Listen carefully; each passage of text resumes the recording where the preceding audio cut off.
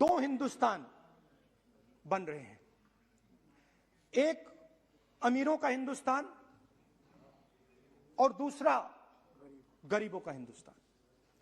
और इन दो हिंदुस्तानों के बीच में खाई बढ़ती जा रही है। आपने अभी देखा होगा, अभी दो स्पीकर्स ने बात की, मगर आपने यह नहीं कहा कि रोजगार ढूंढने के लिए उत्तर प्रदेश में, बिहार में रेलवे की नौकरी के लिए वहां पे युवाओं ने क्या किया और क्या हुआ, इसके बारे में आपने नहीं बोला। गरीब हिंदुस्तान के पास आज रोजगार नहीं है। प्रेसिडेंशियल एड्रेस में बेरोजगारी के बारे में एक शब्द नहीं था।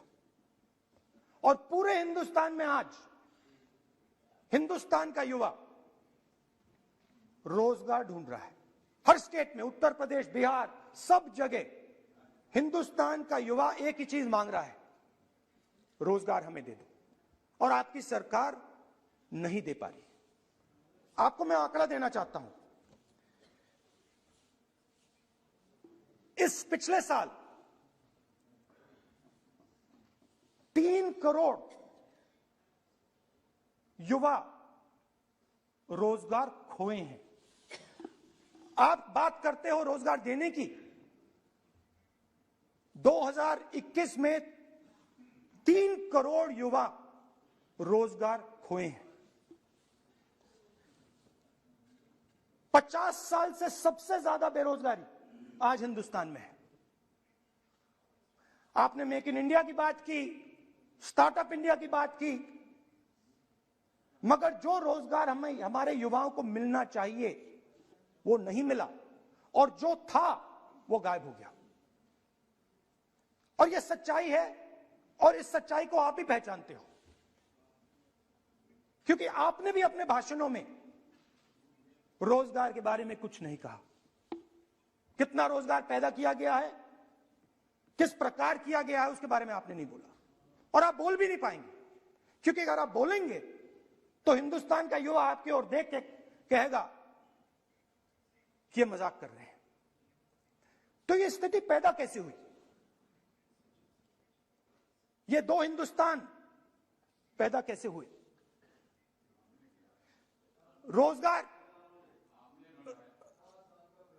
रोजगार स्मॉल और मीडियम इंडस्ट्री और जो हमारा इनफॉर्मल सेक्टर है, उधर बनता है। लाखों करोड़ रुपया आपने उनसे छीनकर हिंदुस्तान के सबसे बड़े अरबपतियों को दिलवा दिया। आपने पिछले 7 साल में अनऑर्गेनाइज सेक्टर और स्मॉल और मीडियम इंडस्ट्री पर एक के बाद एक आक्रमण किया है।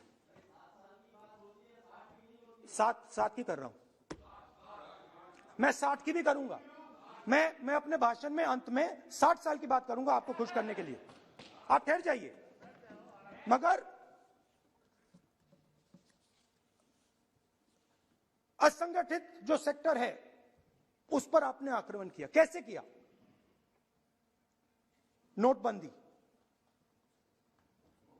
गलत जीएसटी और कोरोना के समय जो सपोर्ट उनको देना था आपने नहीं दिया।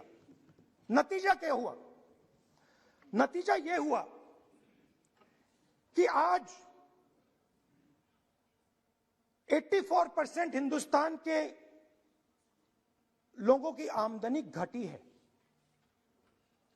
और वो तेजी से गरीबी की ओर बढ़ रहे हैं। यूपीए की सरकार ने, आपने पूछा 60 साल की बात आपने कही, यूपीए की सरकार ने 23 करोड़ लोगों को गरीबी से निकाला था 10 साल में। हमारा आंकड़ा नहीं है, हमारा आंकड़ा नहीं है, हमारा आंकड़ा नहीं है। सब जानते हैं। आप हंसिए, हमारा आंकड़ा नहीं है, यह सच्चा आंकड़ा है। 27 करोड़ लोगों को हमने गरीबी से निकाला था और 23 करोड़ लोगों को आपने गरीबी में वापस डाल दिया।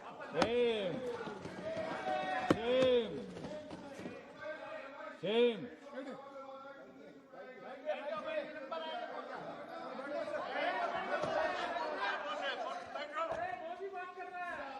और हो क्या रहा है, फॉर्मल सेक्टर में मोनोपोलीज बन रही हैं। किसी भी आप सेक्टर में देखिए, और सबसे दो मोनोपोलिस्ट के बारे में थोड़ा सा बोलूंगा। उसको वो कोरोना के समय अलग अलग वेरिएंट्स आते हैं ना, डेल्टा, ओमिक्रॉन, वो AA वेरिएंट है। और वो पूरा का पूरा हिंदुस्तान की जो अर्थव्यवस्था है उसके अंदर फैल रहा है। आपने बात उठाई तो मैं उसके बारे में पहले बोल देता हूं। एक व्यक्ति को, नाम नहीं लूंगा, एक व्यक्ति को हिंदुस्तान के सब पोर्ट्स, ब्रांड, हिंदुस्तान के सब पोर्ट्स, हिंदुस्तान के सब एयरपोर्ट,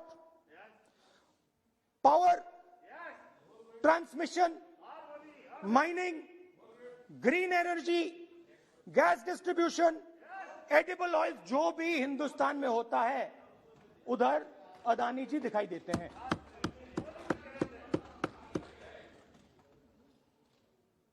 और दूसरी side Ambani ji petrochemicals, telecom, retail, e commerce में मोनोपोलियां।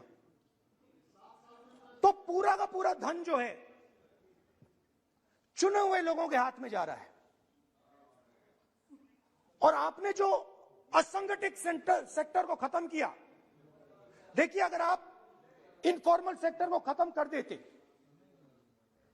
और मैन्युफैक्चरिंग जॉब्स आप क्रिएट कर देते तो फिर इतनी प्रॉब्लम नहीं आती, फिर दो हिंदुस्तान नहीं बनते। मगर आपने क्या किया, आपने असंगठित सेक्टर को खत्म कर दिया। नोटबंदी, जीएसटी, कोरोना, सारे के सारे जो स्मॉल और मीडियम बिजनेसेस हैं उनको आपने बंद कर दिया। बोलने दीजिए, सारे के सारे जो स्मॉल एंड मीडियम इंडस्ट्री है आपने उसको खत्म कर दिया, नष्ट कर दिया। अगर आप उनकी मदद करते और अगर आप उनकी मदद करते, उनको सपोर्ट देते, तो फिर मैन्युफैक्चरिंग सेक्टर तैयार हो सकता था। मगर जो लोग आपका मैन्युफैक्चरिंग सेक्टर बना सकते थे उनको आपने खत्म कर दिया। तो आज हिंदुस्तान में आप मेड इन इंडिया की बात करते रहते हो। मेड इन इंडिया हो ही नहीं सकता। आज बात खत्म हो गई है, क्योंकि मेड इन इंडिया वाले हैं कौन? मेड इन इंडिया वाले स्मॉल मीडियम वाले हैं, उनको आपने खत्म कर दिया। मेड इन इंडिया वाले कौन है? असंगठित लोग हैं, उनको आपने खत्म कर दिया, हटा दिया, परे कर दिया। मेड इन इंडिया नहीं होने वाला है। अरे भाई, मेड इन इंडिया करने के लिए स्मॉल और मीडियम इंडस्ट्री को ही बड़ा करना पड़ेगा। बिना स्मॉल और मीडियम इंडस्ट्री को सपोर्ट दिए मेड इन इंडिया हो ही नहीं सकता है। और अगर आप पूछते हैं तो मैं आपको बताता हूं, मैन्युफैक्चरिंग जॉब्स की अगर हम बात करें तो मेरे पास आंकड़ा है यहां पे। पिछले 5 साल में मैन्युफैक्चरिंग जॉब्स 46% कम हुए हैं। 46% drop in manufacturing jobs in India. Why? Because you have destroyed the unorganized sector. Why? Because you have destroyed MSMEs. That is why you are focusing completely on 5 or 10 people. I don't have a problem with that. I don't have a problem with big industry. Focus on them. But please realize that they cannot produce jobs for you. Small and medium industry is the only people who can produce jobs for you. That is the reality. और हो क्या रहा है, 2 हिंदुस्तान बन रहे हैं। आप यहां पे भाषण देते रहते हो, नया Hindustan, new India, make in India. और कौन से नारे हैं? Startup India. आप ये बोलते रहते हो और देश में बेरोजगारी फैलती जा रही है। और आप ये मत सोचिए कि ये जो गरीब हिंदुस्तान है जिसको आप बना रहे हैं, ये मत सोचिए कि ये चुप बैठा रहेगा। ये मत सोचिए कि ये चुप बैठा रहेगा, ये चुप नहीं बैठा रहेगा। इस हिंदुस्तान को सब कुछ दिख रहा है। इस हिंदुस्तान को दिख रहा है कि आज, सुनिए, इन लोगों को दिख रहा है कि आज ये आंकड़ा, आप सुनिए, ये आपकी सरकार की देन है, ये आंकड़ा अच्छी तरह सुनिए। इस गरीब हिंदुस्तान को दिख रहा है कि आज हिंदुस्तान के 100 सबसे अमीर लोगों के पास हिंदुस्तान के 55 करोड़ लोगों से ज्यादा जायदाद है। बात समझिए, 10 लोगों के पास 40% हिंदुस्तान से ज्यादा धन है। 10 लोगों के पास। यह कैसे हुआ? यह आपने किया, यह नरेंद्र मोदी जी ने किया।